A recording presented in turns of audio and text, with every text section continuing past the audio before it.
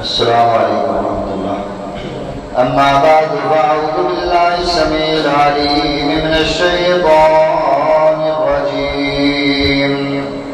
وقضى ربك ألا تعبدوا إلا إياه وبالوالدين إحسانا وإما يبلغن عندك الكبر أحدهما أو كلاهما فلا تقل لهما أف ولا تنهرهما وقل لهما قولا كريما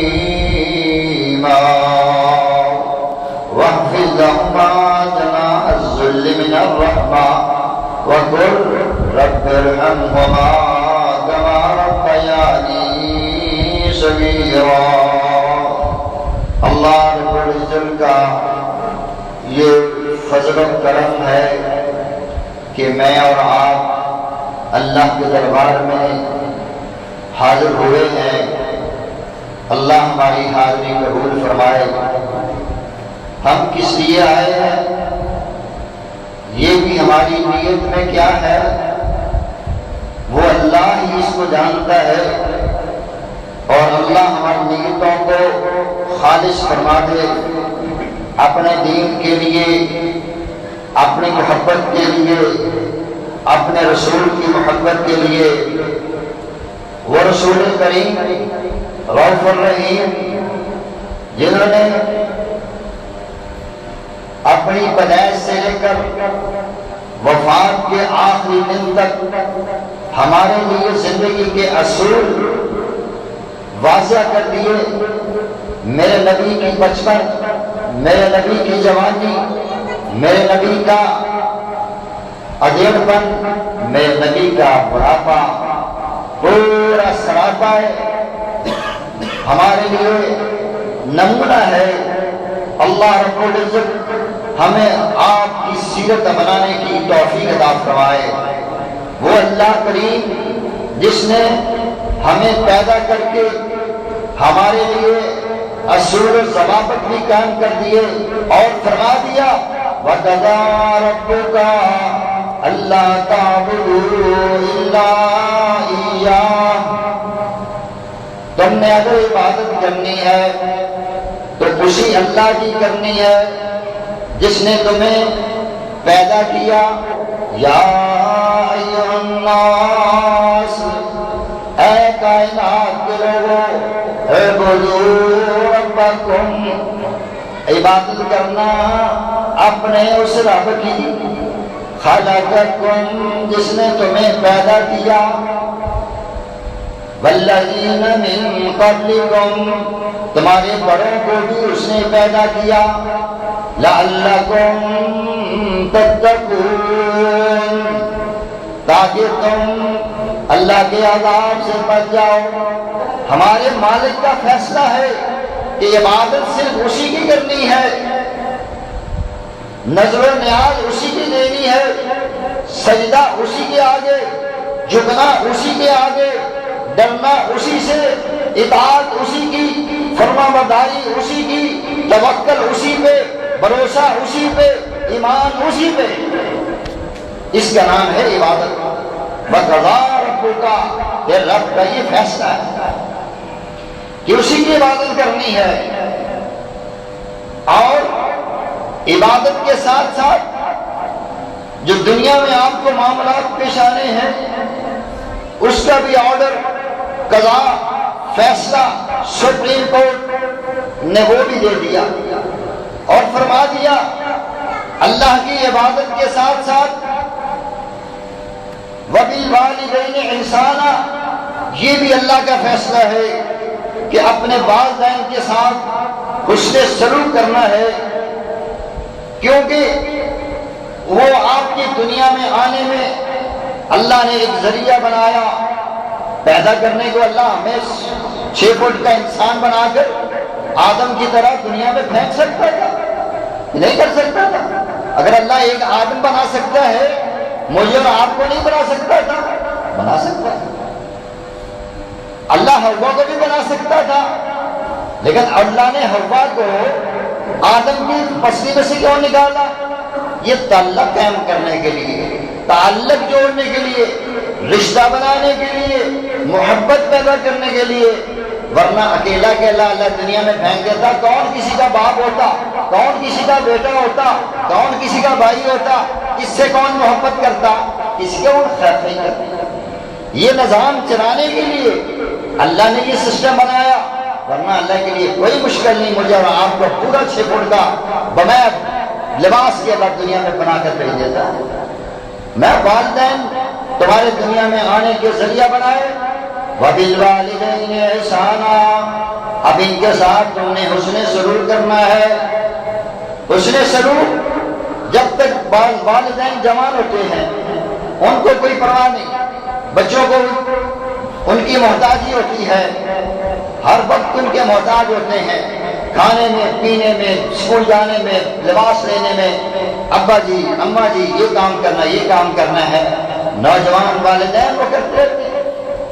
بات اس وقت آتی ہے جب والدین بڑھاپے کو آتے ہیں، فرمایا وَإِمَّا يَبْلُغَنَّ عِندَكَ الْكِبَرَ، تیری زندگی میں تیرے ماں باپ بوڑھے ہو جائیں، ایک یا دونوں، تو پھر کیا کرنا ہے؟ فَلَا تَقُلْ لَهُمَا أُفٍّ، ان کو اف تک نہیں کہنا کہ یہ بھائی کیا آپ کہی جا رہے ہیں، کیا بولی جا رہے ہیں، چھٹو جی پرانی گلا، تیری سوچ نہیں بدلی۔ بھلا تَقُلْ أُفٍّ، ایسی بات مت کرنا جو ان کی طبیعت پہ ناگوار گزرے۔ بھلا تَنْهَرْهُمَا، ڈانٹ کے انداز میں نہیں مت بولنا۔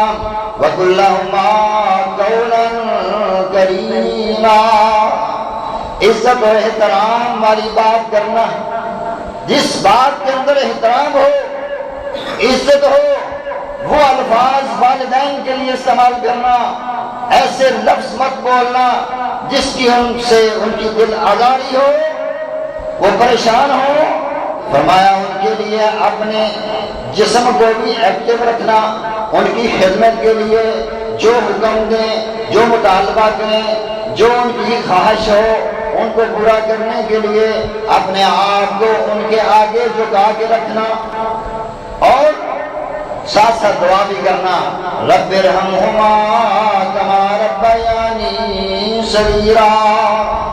اللہ جیسے انہوں نے، میں جب چھوٹا تھا یہ جوان تھے، انہوں نے محنتیں کر کے، کافشیں کر کے، کوششیں کر کے، دھوپ میں سڑ کے، ڈیوٹیاں دے کے میرا خرچہ پورا کیا، اسکول کی کتابیں پوری کی، میری روٹی پانی کا بندوبست کیا، میرے لباس کا بندوبست کیا، میری خواہشات کو پورا کیا۔ اللہ آج تم ان کی خواہشات کو پوری فرما۔ اور اس کے علاوہ فرمایا وَآتِ ذَا الْقُرْبَىٰ حَقَّهُ وَالْمِسْكِينَ وَابْنِ السَّبِيلِ، والدین کے علاوہ بھی جو تیرے قریبی رشتہ دار ہیں، چچا، پھپھی، ماموں، دادا، نانا، ان کے ساتھ بھی تم نے اس سے سلوک کرنا ہے۔ یہ بھی بقضاء ربک میں ہے کہ رب کے فیصلوں میں سے فیصلہ ہے کہ اپنے رشتہ داروں کے ساتھ اچھا سلوک کرنا ہے، اور مسکینوں کے ساتھ، مسافروں کے ساتھ۔ یہ کرنے کے لیے انسان کے پاس کچھ وقت بھی ہونا چاہیے، پیسہ بھی ہونا چاہیے۔ تو یہ کب ہوگا؟ جب آپ اپنی ضروریات کو پورا کریں گے، اس کو بڑھائیں گے نہیں۔ اور بڑھانے کا طریقہ کیا ہے؟ انسان کے پاس پیسہ آ جاتا ہے تو وہ کہتا ہے چلو جی یہ گاڑی پرانی ہے اب نہیں لے لیں، یہ گھر چھوٹا ہے اب بڑا لے لیں، یہ پرانے کپڑے ہو گئے اب نئے لے لیں، یہ جوتی پرانی ہو گئی اب نہیں لے لیں۔ نہیں، ٹھیک ہے، ضرورت کے مطابق آپ اپنی ضرورت پوری کریں، جو آپ کے پاس پیسہ بچ گیا ہے وہ اپنے عزیز و اقارب، مسکین و مسافر پر خرچ کریں۔ وَلَا تُبَذِّرْ تَبْذِيرًا، یہ نہیں کہ پیسہ آ گیا فضول خرچی میں اڑائے، آپ کے پاس وقت آ گیا مل گیا تو آپ ڈبوں میں اڑائیں، آپ محفلوں میں اڑائیں، آپ سینموں میں اڑائیں، اب میلے اور ڈراموں اور فلموں میں اڑائے، یہ بھی وقضا ربک کا، یہ رب کا فیصلہ ہے، رب کے فیصلے کو ماننا رب کی عبادت ہے۔ اس کا مطلب پتہ چلا والدین کے ساتھ اس نے سلوک کرنا، غریبوں مسکینوں اور اپنے عزیزوں کارب پر پیسہ خرچ کرنا اللہ کا حکم مان کر اللہ کی عبادت ہے کہ اللہ کی عبادت ہی کیوں؟ اس لیے کہ ہر چیز کا مالک وہ، خالق وہ ہے، دینے والا وہ ہے، وارث وہ ہے، فیصلہ اسی کا ہے، سپریم کورٹ وہ ہے، اسی کی عبادت ہے۔ تو فرمایا اسی طرح اپنی اولاد کی پرورش کے بارے میں فرمایا وَلَا تَقْتُلُوا أَوْلَادَكُمْ مِنْ خَشْيَةِ الْإِمْلَاقِ، اپنی اولاد کو مت قتل کرو، مت پیدا ہونے سے روکو، منصوبہ بندی مت کرو اس ڈر سے کہ کھائیں گے کہاں سے، میں اتنا رزق کہاں سے لاؤں گا، مکان کہاں سے آئیں گے، کپڑے کہاں سے آئیں گے، یعنی کہ اس ڈر سے فیملی پلان نہ کرنی کہ ابھی بچے زیادہ ہو جائیں گے، کہاں سے کھائیں گے، کیسے پرورش ہوگی۔ اولاد کے پیدا کرنے میں، دینے میں کسی کا اختیار، کسی کی پلاننگ، منصوبہ بندی کامیاب نہیں ہوتی، لیکن اللہ نے تمہارا ذہن صاف کرنے کے لیے فرمایا تم ایسا مت کرو، یہ مت سوچو کہ بچے زیادہ ہوں گے، 2 بچے پڑ جائیں تو وہی اچھے، یہ کہاں سے ذہن غیر اسلامی لوگوں نے کہا ہم نے پیدا کر دیا گیا، میں اللہ کا حکم ہے، اللہ کا فیصلہ ہے کہ اولاد کو مت قتل کرو۔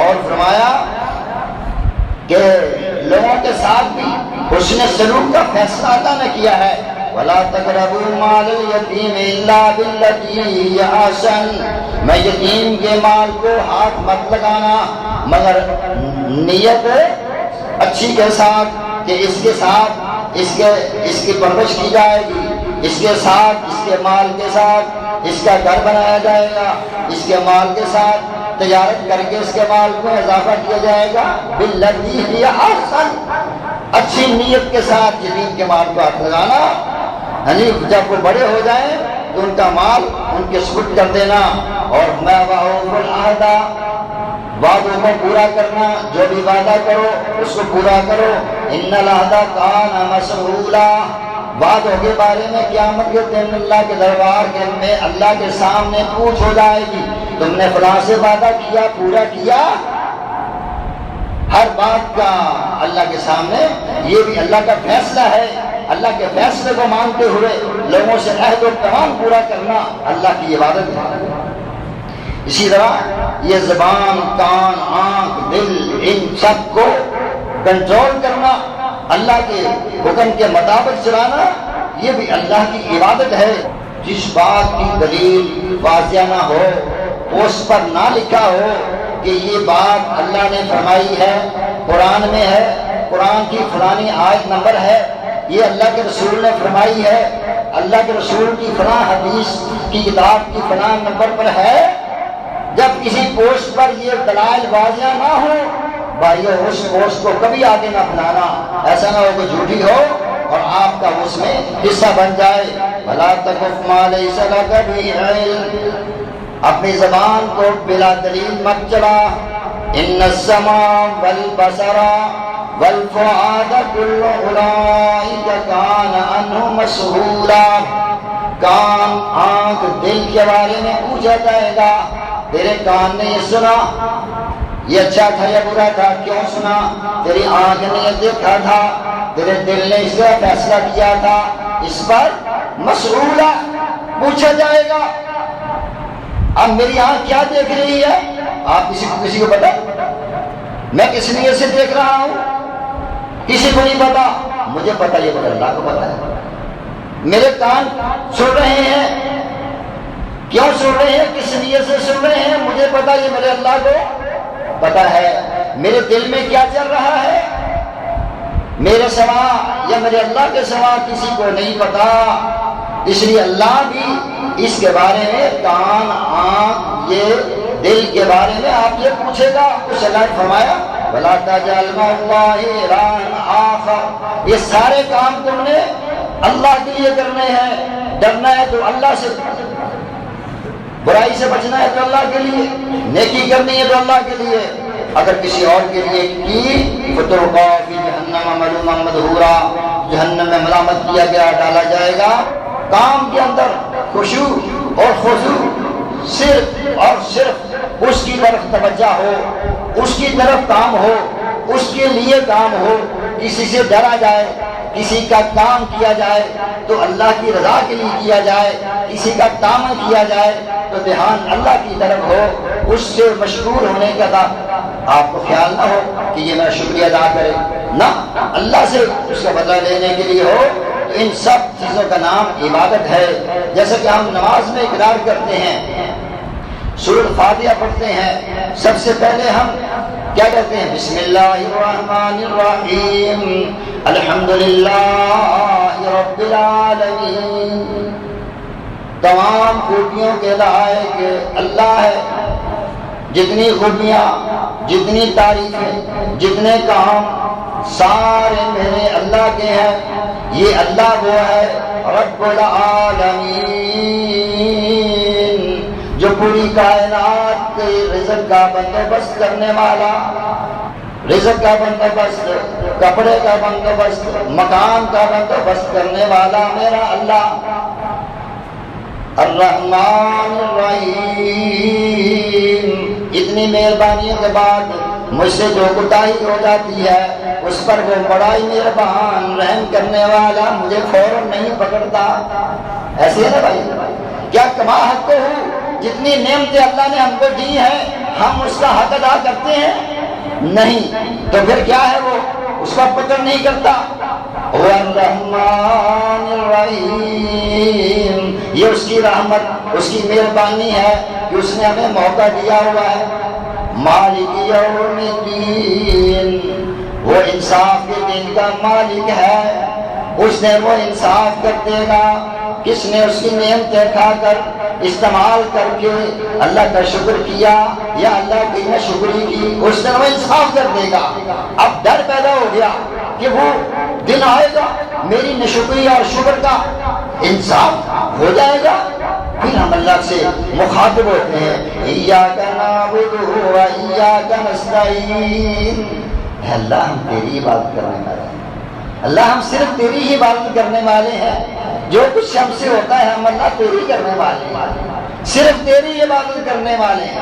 ایاک کہا، یہ نہیں ہم نے کہا نعبد، ہم تیری عبادت کرتے ہیں، ہم نے کہا ایاک نعبد، عبادت صرف تیری کرتے ہیں، تیرے آگے صرف سجدہ کرتے ہیں، تیرے نام کی صرف نظر و نیاز دیتے ہیں، تیرے نام پر مال خرچ کرتے ہیں، تیرے نام کی افز و نیازی کرتے ہیں، اللہ ہم کسی اور سے نہیں کرتے۔ تو وَإِيَّاكَ نَسْتَعِينُ، مانگنا بھی اللہ کے جیسے ہی ہے، یہ عاجزی، انکساری، ہم اس کا اقرار اپنی نماز میں کرتے ہیں۔ پورے قرآن کا خلاصہ سورۃ الفاتحہ ہے اور پوری سورۃ فاتحہ کا خلاصہ ایاک نعبد و ایاک نستعین۔ اللہ نے فرمایا کہ یہ ہم نے انسان تجھ کو تیرے بڑوں کو پیدا کیا، اس کا حق یہی ہے کہ اسی کی عبادت کرے، اور پیدا کرنے کے بعد پھر تیرے لیے یہ بندوبست کیا، الذی جعل لکم الارض فراشا، یہ زمین تیرے رہنے سہنے کے لیے، چلنے پھرنے کے لیے کس نے بنائی؟ اور کسی بت نے بنائی، کسی ولی نے بنائی، کسی نبی نے بنائی، کسی گن شکر نے بنائی، کسی نے بنائی؟ ہم نے تمہارے لیے زمین بنائی۔ الذی جعل لکم الارض فراشا، زمین کو تیرے لیے ہموار کر دیا، والسماء بناء، خوبصورت تیرے لیے آسمان کی چھت بنا دی، رات کو ستارے نظر آتے ہیں، دن کو نیل کو آسمان نظر آتا ہے، بیچ میں سورج نظر آتا ہے، وہ کون پیدا کرنے والا؟ پھر اس کے بعد تیری خوراک کے لیے وَأَنزَلَ مِنَ السَّمَاءِ مَاءً، اور بارش کس نے اتاری؟ اور حکم ہو گئے تو می برسے، بنا حکم اس کے کوئی می برسا نہ سکا۔ کیوں بستا بھی؟ گٹائیں کالی آتی ہیں، بھی آج بڑی گٹا گئی، بارش ہونے والی ہے، بستر سنبھال لو، کیا ہوتا ہے؟ تھوڑی دیر بعد دھوپ لگ جاتی ہے، جہاں اس کا حکم ہونا ہے، جتنا ہونا ہے تب می برسنا ہے۔ میں پھر پانی برسا کے من السماء تمہارے لیے ہم نے پھل پھول رزق پیدا کیے، اس کے اندر کسی کی شراکت نہیں، کسی کی حصہ داری نہیں، اس لیے اس کا حق بھی یہی ہے فلا تجعلوا للہ اندادا، اللہ کے ساتھ یہ مت سوچنا کہ یہ فلانے کی کارکردگی ہے، فلانے کی سفارش سے ہوا ہے، فلانا بابا کی می برسا سکتا ہے، فلانا بابا یہ فصلیں اگا سکتا ہے، فلا تجعلوا للہ اندادا، مت سوچنا کہ اللہ کے ساتھ اللہ کا کوئی اس میں شریک ہے۔ اور فرمایا کہ ہم نے پیدا کر کے انسان وَلَقَدْ خَلَقْنَا الْإِنسَانَ مِنْ سُلَالَةٍ مِنْ طِينٍ، ہم نے پہلے انسان کو گوئی ہوئی بدبودار مٹی سے پیدا کیا، اس کے بعد سلسلہ چلایا، ثُمَّ جَعَلْنَا النُّطْفَةَ فِي قَرَارٍ مَكِينٍ، پھر ماں باپ کے ملنے سے ہم نے پانی کے قطرے کو اس محفوظ جگہ پہ ٹھہرایا، ثم خلقنا النطفة علقة، پھر ہم نے اس پانی کے قطرے کو لوتھڑا بنایا، ثم خلقنا المضغة علقة عظاما، پھر ہم نے اس لوتھڑے کو بوٹی بنایا، ہڈی بنایا، اور ثم خلقنا النطفة علقة فخلقنا العلقة مضغة عظاما فكسونا العظام لحما، پھر ہم نے اس ہڈی پر گوشت کو چڑھایا، ثم انشأناه خلقا آخر، پھر میری تیری تصویر بنا کے دنیا میں بھیج دیا۔ اور کس کا یہ کردار ہے؟ اور کس نے اس میں حصہ ڈالا؟ کس بابے کا، کس بزرگ کا، کس بت کا، کس ولی کا؟ بتاؤ اس میں کس کا حق ہے؟ یہ جس نے یہ سارا کچھ کیا، وہ ایک پانی کے قطرے کو تیری میری سورہ بنا کے دنیا میں بھیج دیا۔ وہ جو یہ کر سکتا ہے تیرے دنیا کے معاملات کو چلانے کے لیے، مردے اللہ نے پیدا کرنے تھے کہ انہوں نے تیرے کام کرنے تھے۔ اللہ اکبر، میں دیکھ پھر ہم نے تیری خوراک کا بندوبست کیا، فَلْيَنظُرِ الْإِنسَانُ إِلَىٰ طَعَامِهِ، اور انسان اور روٹی کھانے لگے، لقمہ منہ میں ڈالنے لگے، اس پر غور تو کر یہ لقمہ تیرے منہ تک کیسے آیا۔ وَلْيَنظُرِ الْإِنسَانُ إِلَىٰ طَعَامِهِ، انسان کو چاہیے کہ اپنے کھانے پر غور کرے۔ أَنَّا صَبَبْنَا الْمَاءَ صَبًّا، ہم نے آسمان سے پانی برسایا، ثُمَّ شَقَقْنَا الْأَرْضَ شَقًّا، ہم نے زمین کو پھر نرم کیا، فَأَنبَتْنَا فِيهَا حَبًّا، پھر ہم نے اس میں اناج پیدا کیا، وَعِنَبًا وَقَضْبًا وَزَيْتُونًا وَنَخْلًا، انگور پیدا کیے، کھجوریں پیدا کیے، تمہارے لیے سبزی پیدا کی، وَفَاكِهَةً وَأَبًّا، تمہارے لیے مختلف قسم کے پھل پیدا کیے، مَتَاعًا لَكُمْ وَلِأَنْعَامِكُمْ، تم بھی کھاؤ تمہارے جانور بھی کھائیں۔ اور بتاؤ یہ پیدا کرنے میں کس کا ہاتھ ہے؟